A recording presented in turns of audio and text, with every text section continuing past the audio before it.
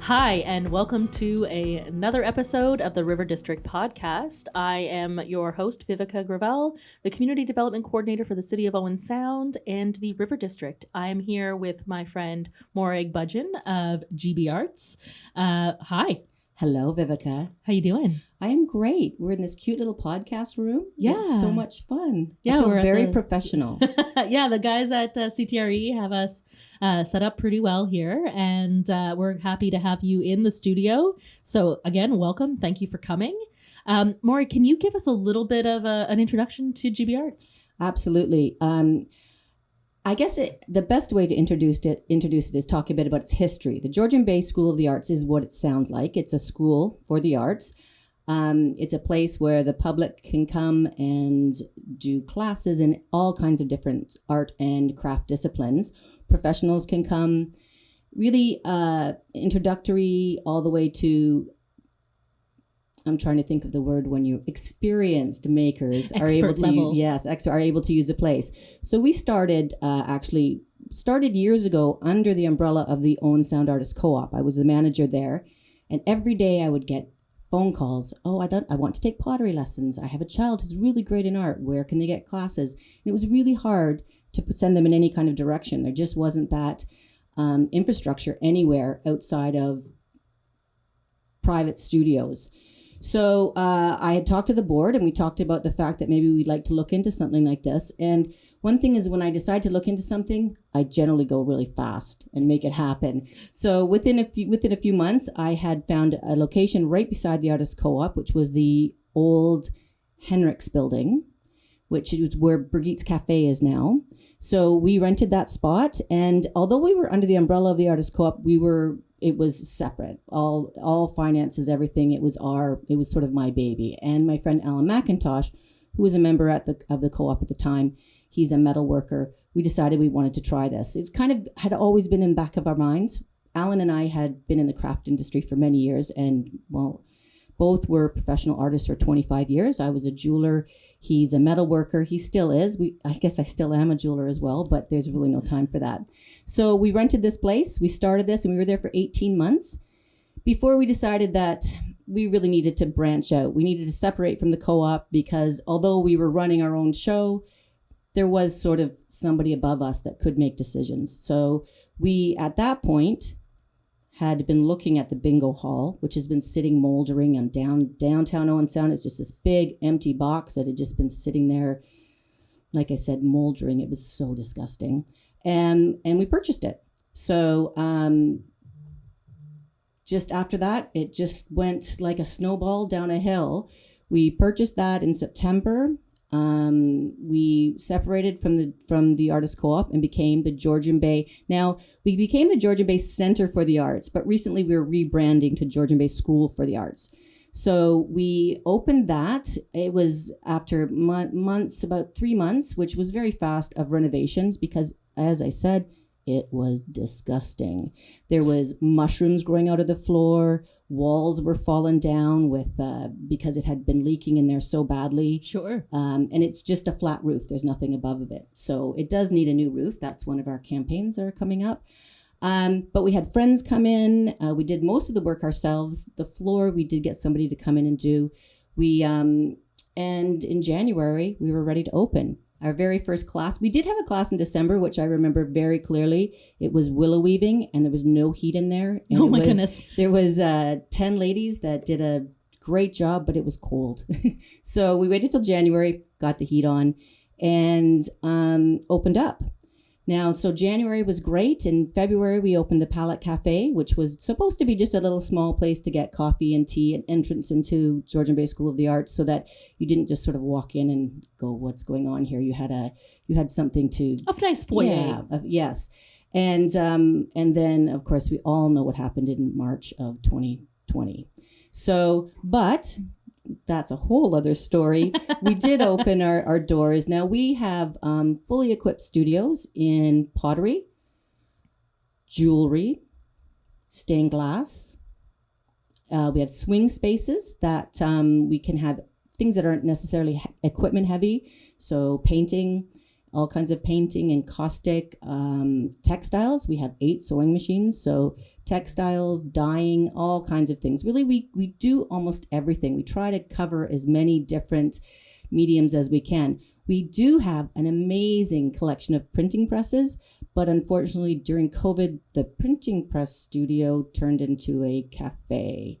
It wasn't supposed to be a full cafe. It was just supposed to be coffee. But during COVID, there were many things that we couldn't teach certain times. So the cafe sort of, well, we can send out food. So at that point, the cafe became a bit of a bigger animal. And so now we have the Palette Cafe at the front and then all these amazing studios at the back. So let's talk about the Palette Cafe and what happened during the pandemic that we're still dealing with and all that kind of stuff. You guys adapted quickly. And that was really impressive. I know that you guys were the first ones to kind of set up shop just through your doors and be kind of accessible from the sidewalk. Tell us a little bit about that. Yeah, there was just such a strange world, and we had just opened, and we were kind of like everybody taken aback, but we knew we had just opened, and what people didn't know about us yet. Honestly, during the very first lockdown, it was almost like a little playhouse for us. The first little bit we went in and we did stained glass, just Alan and myself and his partner, just the 3 of us because we were basically in a bubble. And we would go in and just play with all the equipment, did renovations. We did renovate a disgusting bathroom at that time. I keep on saying disgusting, but it was so bad. But that first couple of months as well, I am not a sewer, but we had these sewing machines and I sold 700 masks and sold them out of the window for $10 each. So that was a couple of months mortgage, gratefully. We did with the cafe, what we did is we pulled, we've got big double doors. So we pulled a bureau up to the double door and treated it like a walk up. And people were able to come and get pastries and food at that point. So we started doing that sort of takeout thing. We changed our liquor license so we could have alcohol people could purchase alcohol, takeaway alcohol. We did things like we had what were called craft dinners. So you actually ordered your dinner. You had to order it during the week, and you could pick it up on Friday or Saturday, and you were given a craft with it so that you had something fun to do at the end. We also did something called curbside crafts, which many people did, but we did these kits where it had everything in it you needed to do to make a glass mosaic or a barn quilt. One of the other big, that curbside crafts really was a big thing for us. For the first, I think we maybe did it in April, we did 500 kits that we donated to. I remember that. O'Share and United Way, Salvation Army. What was it? So we had all this craft stuff. People are amazing for donating things. And we had all this stuff. So we thought, well, why don't we just make up these kits? Through that, we got a contract with Grey Bruce Child Services to make 1,200 craft kits. So there were pizza boxes. not a huge undertaking. I know. Or anything. Each one had 5 crafts in it with all the instructions, everything they needed. It was pretty crazy. It was kind of fun in retrospect, but when you're wrapping wool around a piece of cardboard 1,200 times. Oh my goodness. It does get a bit. But so that was really another way that we were able to pivot and keep our doors open. So we worked really hard during COVID to try, which everybody did. Mm-hmm. But because you had to think fast. Yeah. So you not only had to pivot, but you had this plan for launch and didn't even really get to do it before everything kind of shut her down. Exactly. You had to rethink it. We did. And there was times, I guess the very beginning of your question was the Palette Cafe. There were times when we couldn't teach. That was just part of you couldn't have any teaching, in-house teaching. So because we could do takeout, the cafe became a little bit bigger. We hired Marnie Weiss, who had Red Hot Catering before. And so we did start doing more food than we had originally intended to. And it's been great. It's a nice little cafe. It's had to change again because unfortunately Marnie had a broke her leg in March. And so we changed again because we were getting really good at changing, which most people are. And we are now a marché service. So basically all the food is prepared ahead of time that morning and then set out in chafing dishes and in ice packs. And so you come in and whatever is available, that's what you choose from. You choose 2 items. out of maybe 2, 4, it's probably 7, 8, a couple of hot items, a couple of cold items, some salads. So that's worked out very well for us, this marché service. So everything is fresh, made that day. And we are in-house baking. We didn't start doing our own baking, but now we do all our own baking. So it really has grown, the Palette Cafe. It still has some things that need sorted out and that we will do, but we appreciate all the support we've gotten that we're able to keep those doors open. And I mean, I can attest to the fact that everything that I've ever eaten there has been incredible. And it's a really nice introduction for people to just give them a reason to come in the door and then learn a little bit more. Like you were saying earlier, where it's just kind of that foyer area. People might not know what's going on, but they want a coffee. They come in for a coffee. Oh my goodness. And here's a list of classes and here's a bunch of artists and all that kind of stuff. Why don't you tell us a little bit more about the artists and how they've come to pass and how they spend time in the studio and all those kinds of things? So we try and get a lot of our instructors locally. We do have them come further afield. One of the things when we originally started is we wanted to have lots of introductory classes, then novice classes, and maybe classes for people like myself who have been a jeweler my whole career. There are many things in the jewelry industry that I don't know.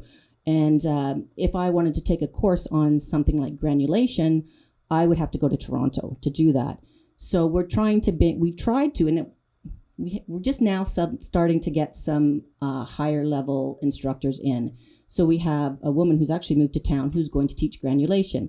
So which is a amazing, I won't explain what it is, but it's something that I, as a jeweler for 25 years, would like to learn. So it's a master class. So being able to offer master classes to people, whether it's in pottery or in printmaking or jewelry. But there's tons of introductory classes. So we have, our clay studio is very popular, and we have clay 1, clay 2, and clay 3. So if you come and you take clay 1, it's usually 6 sessions. Sometimes they're all squished together. Sometimes they're over 6 weeks. Then you graduate onto clay 2, and you graduate onto clay 3. By the time you're in clay 3, you are eligible for open studio. So at that point, you can come in and be self-directed. You have the knowledge, you understand the safety rules of the studio, you understand the equipment. So you can come into open studio and work at your own speed because basically anything in the arts and crafts is just doing it. Sure, practice. Practice. Absolutely. And I am always telling people when they come in and they take 6 sessions in clay 1 and go, I can't get it. I'm not, your instructor has been doing this for a lifetime. Your instructor went to school for a minimum of 3 years to learn this. You can't expect to learn it right away. You need to practice. So we're doing the same thing with the jewelry and with the stained glass, with those really equipment heavy studios, which is what we want. We want, I have equipment here that I never had in my jewelry career. Sure. It's amazing. And a lot of our stuff has been donated, which I can't say enough for the community. We actually raided Bayview, Dufferin, the 2 schools that had been decommissioned. I think it was the Chatsworth Arena. And we like to call ourselves the trash phoenix. We're what's risen out of all the detritus that's been sort of abandoned. All our classes. It's a big open space. It's 6,500 square feet. It's big. And all the sort of dividing shelving and cupboards are all from the schools and places like the tables are from arenas. So I drifted. I think I had a little mission drift on that subject, but that's okay. I mean, you take amazing. Artists and you're able to repurpose things so Yes. well. But you were talking about some open studio time. When is that? When can I expect to be able to just come in and do that if I'm skilled enough and I've taken the courses? So basically, it's changed a bit during COVID. We were allowing people to come in nearly every day if they wanted. Before COVID, it was Thursdays and Saturdays. So Okay. all day Thursday from 9 till 9, you just book a time to come in and use the jewelry studio or the clay studio. We just needed to make sure that we didn't have too many people in there at once. It has really dropped off since COVID. So that's something that we are working towards, getting that open studio, more people. We just need more people to get educated, take those intros, do those classes. It's so fun. Sure. And I mean, that's what we're doing here, talking about it, educating people about what you do and who you are and how they can get involved and all of those kinds of things. Now, unfortunately, we are out of time, and I know that we have so many more things that we could talk I about. have so much to say. But what I would like to hear from you is how can I, as a consumer, learn more? Where can I access that online? Your socials, your website, your phone number, all of those things. Give me those details. Sure. Our website is www.gbarts.ca. So that's arts with an S. All our classes online. You can sign up on classes online. It shows we have a nice ticketing system that most of our clientele comes online. Facebook, we are at the Georgian Bay School for the Arts. Instagram is Georgian Bay Arts. You can just even drop in. All our classes, our posters are posted just outside the door, so you can stand outside you don't even have to come in and see what classes are coming up. But do go in. Definitely go in. Yes. And we usually direct people to our website, but we have posters again everywhere inside. And if anybody wants a tour of the place, they can just ask to see Alan or myself, and we would be happy to give it. That's incredible. And of course, you guys always add your events and your classes to owensoundriverdistrict.ca. That's my own plug. We're grateful for that. Thank you. And you can find us on our socials at River District OS. And we are out of time, but thank you so much, Morag, for coming in. And this was incredible. And if you want to learn more, you're going to have to check them out online or just drop in. Thanks so much, and we'll see you next time.